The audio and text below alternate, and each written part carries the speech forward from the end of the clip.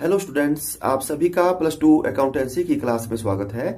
हम डिस्कस कर रहे थे chapter second, accounting for partnership, distribution of profit, साझेदारी, लेखांकन, लाभों का वितरण।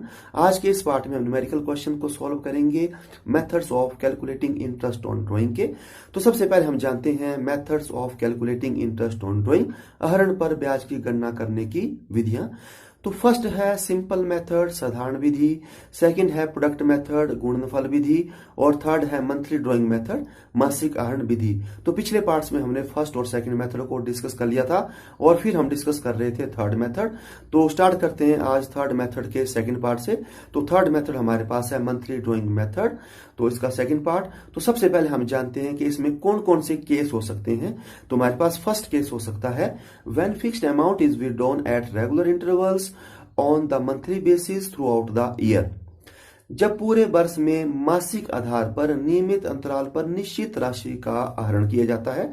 और केस सेकंड हो सकता है when fixed amount is withdrawn at regular interval for 11 months और 10 मंथ्स और 9 मंथ्स, और आपके पास 8, 7 या 6, 5 और 3 months ending on financial year. और के जब वित्तीय वर्ष को समाप्त होने वाले 11 महीने, 10 महीने, 9 महीने, या आपके पास 8 महीने, 7 महीने, 6 महीने, 5 महीने, 4 महीने, 3 महीने के लिए नियमित अंतराल पर निश्चित राशि का आहरण किया जाता है। और केस थर्ड आपके पास हो सकता है when fixed amount is withdrawn at regular intervals on quarterly basis, जब त्रैमासिक आधार पर नियमित अंतराल पर निश्चित राशि का आहरण किया जाता है। तो ये 3 केस हो सकते हैं। तो पिछले पार्ट में हमने केस फर्स्ट को डिस्कस कर लिया था, आज हम जानेंगे केस सेकंड के बारे में। तो चाहे केस फर्स्ट है, चाहे केस सेकंड है, चाहे केस थर्ड है, जो स्टेप्स हैं मंथली ड्राइंग मेथड से इंटरेस्ट ऑन ड्राइंग को कैलकुलेट करने के लिए वो बिल्कुल बराबर रहेंगे। तो सबसे पहले हम उनके बारे में जानते हैं। तो steps for calculation of interest on drawing by monthly drawing method, मासिक आहरण विधि द्वारा आहरण पर ब्याज की गणना के चरण। तो स्टेप फर्स्ट है calculate total amount withdrawn in a year, एक वर्ष में आहरण की गई कुल राशि की गणना करें। तो सबसे पहले देखना कि कितना ड्राइंग किया पार्टनर ने ड्यूरिंग द ईयर। और step second calculate average period with the help of below mentioned formula, नीचे दिए गए फॉर्मूले की मदद से औसत अवधि की गणना करें। तो फॉर्मूला है पीरियड और time left after first drawing plus period और time left after last drawing divide by 2। तो ये काफी इंपॉर्टेंट है एवरेज पीरियड को कैलकुलेट करना। तो जब आप एवरेज पीरियड को कैलकुलेट करना सीख जाएंगे तो आप बड़ा इजी तरीके से क्या कर सकते हैं, इंटरेस्ट ऑन ड्राइंग को कैलकुलेट कर सकते हैं। और स्टेप थर्ड है apply the formula of interest on drawing, आहरण पर ब्याज ज्ञात करने के लिए सूत्र का प्रयोग करें। और फॉर्मूला आपके पास है टोटल अमाउंट विथड्रॉन, जो आपने स्टेप फर्स्ट में निकाला, multiply by rate of interest. ये क्वेश्चन में आपके पास दिया हुआ होगा परसेंटेज के साथ। जब हम परसेंटेज को हटाएंगे तो रेट को हम डिवाइड करेंगे 100 से, और मल्टीप्लाई करेंगे हम एवरेज पीरियड जो हमने स्टेप सेकंड में निकाला, और डिवाइड करेंगे 12 से, क्योंकि 1 ईयर में कितने मंथ होते हैं, 12।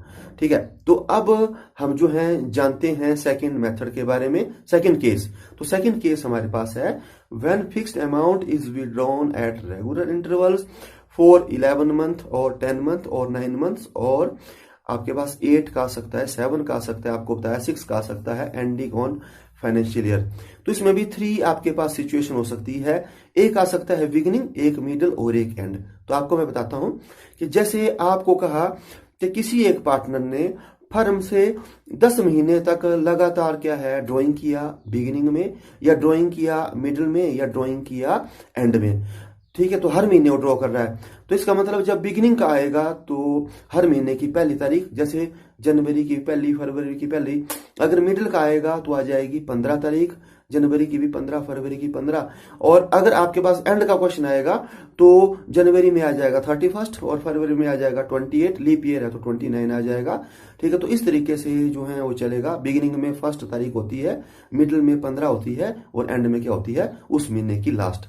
ठीक है, तो सबसे पहले हमारे को कैलकुलेट करना आना चाहिए एवरेज पीरियड। तो मैं आपको एवरेज पीरियड को कैलकुलेट करना बताऊंगा। तो हम एग्जांपल लेंगे 10 मंथ्स का। ठीक है, तो फिर जब आप 10 मंथ से कैलकुलेट करना एवरेज को सीख जाएंगे तो उसको देखते देखते आप फिर 11 का भी कर सकते हैं, 9 का कर सकते हैं, 8 का कर सकते हैं।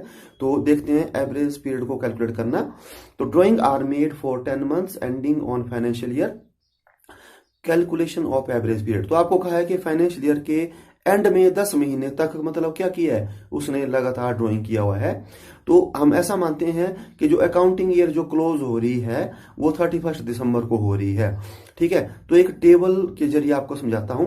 तो हम देखेंगे एक फर्स्ट ड्राइंग और एक हम देखेंगे लास्ट ड्राइंग। ठीक है, और एग्जाम्पल ये है, हमने 10 मंथ का और अकाउंट क्लोज हो रहे हैं हमारे 31 दिसंबर को।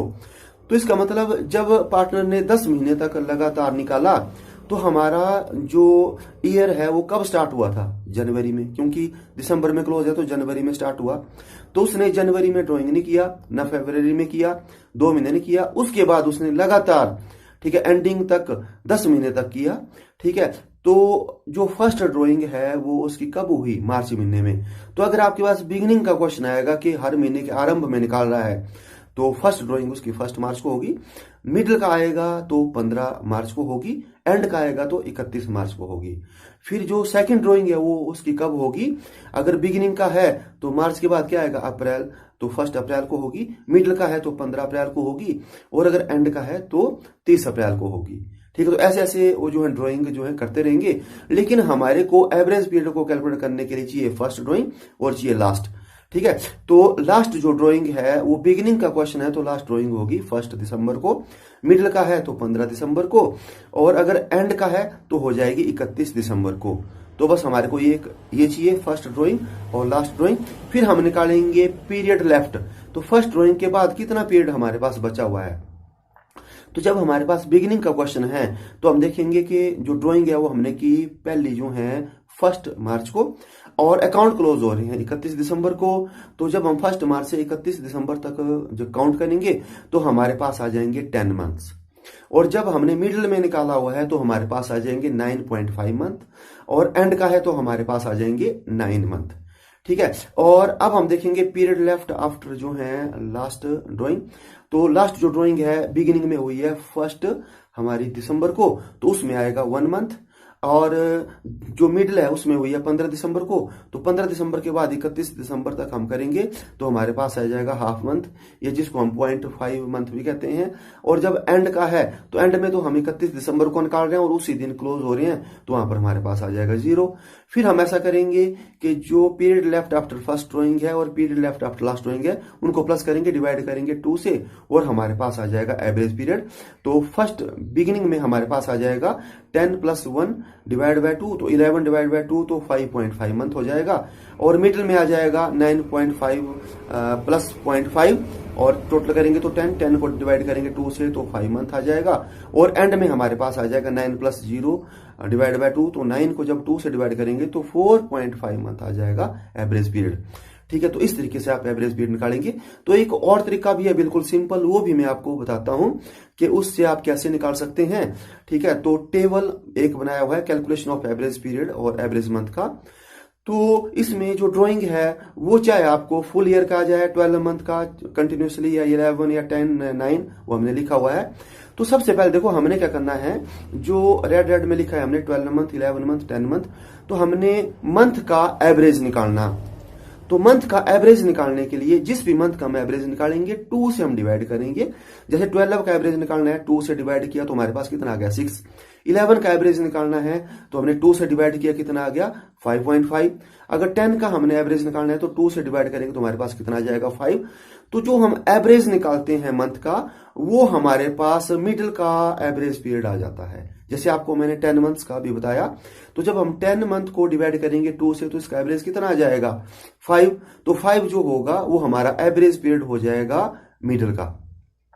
अब हमने देखना कि जो हमारी ये जो आ गया मिडिल का, तो मिडिल से जब हम बिगिनिंग को जाएंगे तो मिडिल से बिगिनिंग में जो है कितना, जैसे जो है मंथ हम जो है ऐड करेंगे, क्योंकि 15 जो है तारीख का डिफरेंस है, तो 15 जो है दिनों का डिफरेंस, तो 15 दिन का मतलब क्या होता है, हाफ मंथ। तो जब हम 0.5 को प्लस कर देंगे मिडिल में तो बिगिनिंग में पहुंच जाएंगे।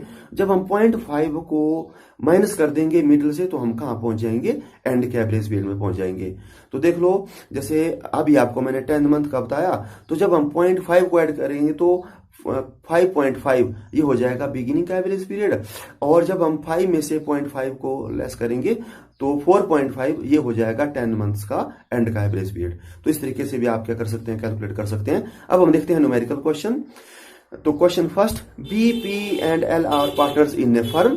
तो केस फर्स्ट है, B drew ₹20,000 in the beginning of every month for 9 months ending 31st March 2020, और P drew ₹20,000 in the middle of every month for 9 months ending 31st March 2020, and L drew ₹20,000 in the end of every month for 9 months ending 31st December 2020.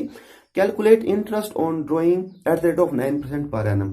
तो आपको क्या कहा है कि BPL जो है, तीन नाम है, साझेदार हैं एक फर्म में, और बी जो है 20,000 रुपया हर महीने निकाल रहा है बिगिनिंग में और एंडिंग 9 मंथ, 9 महीनों के लिए निकाला, और पी जो है वो भी 20,000 रुपया हर महीने निकाल रहा है, लेकिन वो निकाल रहा है मिडिल में, और एल जो है वो भी 20,000 रुपया हर महीने निकाल रहा है, वो निकाल रहा है एंड में, और तीनों जो हैं कितने 9 मंथ के लिए निकाल रहे हैं। तो सबसे पहले जो है, अब हम इसको सॉल्व करते हैं। तो सबसे पहले हम लिखेंगे इंटरेस्ट ऑन ड्रॉइंग का फॉर्मूला। तो total amount withdrawn multiply by rate of interest divide by 100 multiply by average period divide by 12। तो सबसे पहले हम निकालते हैं बी का, ठीक है। तो कैलकुलेशंस ऑफ बीज इंटरेस्ट ऑन ड्रॉइंग, क्योंकि वो कर रहा है बिगिनिंग में, बिगिनिंग मतलब 9 मंथ, तो इसका मतलब उसने पहली तारीख को क्या किया है, निकाला हुआ है। तो total amount withdrawn by B, तो बी ने कितना निकाला, तो आपको देखो बिल्कुल क्लियर दिया है, 9 महीने तक निकाल रहा है और 20,000 रुपए हर महीने निकाल रहा है। तो जब 20,000 को 9 से आप मल्टीप्लाई करेंगे तो 1,80,000 रुपीज ये हो गया उसकी ड्रॉइंग। तो स्टेप फर्स्ट हमारे पास आ गया। इसके बाद जो है रेट जो है हमारे पास दिया है, स्टेप्स जो है 9% पर एनम। अब हमारे को निकालना पड़ेगा एवरेज पीरियड। तो एवरेज पीरियड आपको बता दिया, जो हमारे पास जो मंथ है वो कितने हैं, 9, जो आपको मैंने अभी टेबल बताया। तो 9 मंथ का एवरेज निकालो, तो वो कितना हो गया, वो हो गया हमारे पास 4.5। तो आता है मिडिल का, तो मिडिल से हमने जब बिगिनिंग में जाना है तो 4.5 में जब हम 0.5 जैसे जो है वो ऐड करेंगे तो हम कहां पहुंच जाएंगे, बिगिनिंग में। तो हमारे पास 5 मंथ्स आ गए एवरेज पीरियड। अब हम फॉर्मूला लगाएंगे, वैल्यू पुट करेंगे, तो 1,80,000 हमने ड्रॉइंग किया, मल्टीप्लाई बाय 9/100 और मल्टीप्लाई बाय 5/12, तो हमारे पास ₹6,750 ये क्या हो गया आंसर। अब हम देखते हैं सेकंड जो है अब पी का। तो calculations of P's interest on drawing, तो वो कर रहा है मिडिल में, तो मिडिल में कर रहा है और 9 महीनों के लिए ही, और वो कर रहा है 15 तारीख को। तो अब टोटल अमाउंट जो है उसने ड्राइंग वो उसने भी उतना ही किया, क्योंकि 20,000 कर रहा है, 1,80,000, और रेट जो है वो दिया है 9%। और अब हम निकालेंगे एवरेज पीरियड। तो एवरेज पीरियड आपको बोला कि जो मिडिल का होता है वो जितने महीनों का आपको क्वेश्चन है उसको 2 से भाग करना। तो 9 को जब हम 2 से भाग करेंगे तो 4.5 आएगा। अब बस जो फॉर्मूला है हमने वैल्यू पुट करनी, तो 1,80,000 मल्टीप्लाई बाय 9/100 मल्टीप्लाई बाय 4.5/12, और ये आ गया आंसर 6,075 रुपीज। अब देखते हैं हम जो है जो एल है उसका calculation of else interest on drawing. तो वो कर रहा है एंड में, तो एंड का मतलब लास्ट में, ठीक है।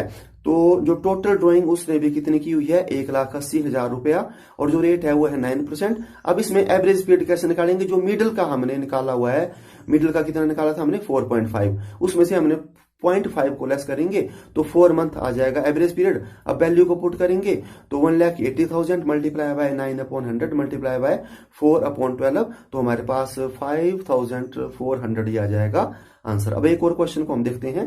तो question second, Ram Krishna and Mohan are partner in a firm. Ram draws regularly ₹4,000 in the beginning of every month. Krishna dues regularly ₹4,000 in the middle of every month, and Mohan due regularly ₹4,000 at the end of every month for 6 months ending on 30th June 2020. Calculate interest on drawing. तो इसमें उन्होंने कितने महीने के लिए draw किया है, ending के 6 मंथ के लिए। तो पिछला क्वेश्चन हमने 9 मंथ का किया, ये 6 मंथ का। तो इंटरेस्ट ऑन ड्रॉइंग सबसे पहले हम कैलकुलेट करते हैं राम का, ठीक है। तो फॉर्मूला आपको पता है, total amount drawing multiply by rate upon 100 multiply by average period divide by 12। तो calculations of Ram's interest on drawing, तो वो कर रहा है बिगिनिंग में 6 महीने के लिए। तो टोटल अमाउंट जो है ड्राइंग हो गई, क्योंकि वो कर रहे हैं 4000 और 6 मंथ के लिए किया तो 24,000 वो सब का ड्राइंग होगा। और रेट जो है वो दिया है 12%। और अब एवरेज पीरियड कितना निकलेगा बिगिनिंग का, तो हम क्या करेंगे 6 को डिवाइड करेंगे 2 से, तो कितना आ गया 3, तो 3 आ गया मिडिल का। तो 3 में जब हम 0.5 करेंगे ऐड तो 3.5 मंथ आ जाएगा। अब हम वैल्यू पुट करेंगे तो 24,000 multiply by 12 upon 100 multiply by 3.5 upon 12, तो ₹840 ये हमारा आंसर आ गया राम का इंटरेस्ट ऑन ड्राइंग। अब हम निकालते हैं कृष्ण का इंटरेस्ट ऑन ड्राइंग्स, वो कर रहा है मिडिल में, तो टोटल ड्राइंग उसकी भी होगी 24,000 और रेट दिया है 12%। जो एवरेज पीरियड है आपको बोला कि मिडिल में वही निकलता है, 6 मंथ को 2 से डिवाइड करो 3 मंथ्स। अब वैल्यू को पुट करेंगे तो 24,000 multiply by 12 upon 100 multiply by 3 upon 12, तो हमारे पास 720 जो है ये क्या जाएगा आंसर। अब हम देखते हैं जो हमारे पास थर्ड है मोहन, उसका कितना इंटरेस्ट ऑन ड्राइंग बनेगा, तो वो कर रहा है एंड में। तो टोटल जो अमाउंट है ड्रॉ उसका भी बन जाएगा 24,000 और रेट हमारे को दिया है 12%। और उसमें जो है एवरेज पीरियड कितना आएगा, मिडिल का हमारे पास आया था 3, तो 3 में जब हम जो है 0.5 को लेस करेंगे तो 2.5 मंथ्स ये हमारे पास आ जाएगा एवरेज पीरियड। अब वैल्यू को पुट करेंगे तो 24,000 multiply by 12 upon 100 multiply by 2.5 upon 12, तो ₹600 ये हमारा आ जाएगा आंसर। तो आज के इस पार्ट में बस इतना ही। अब मिलते हैं हम नेक्स्ट पार्ट में। Thank you.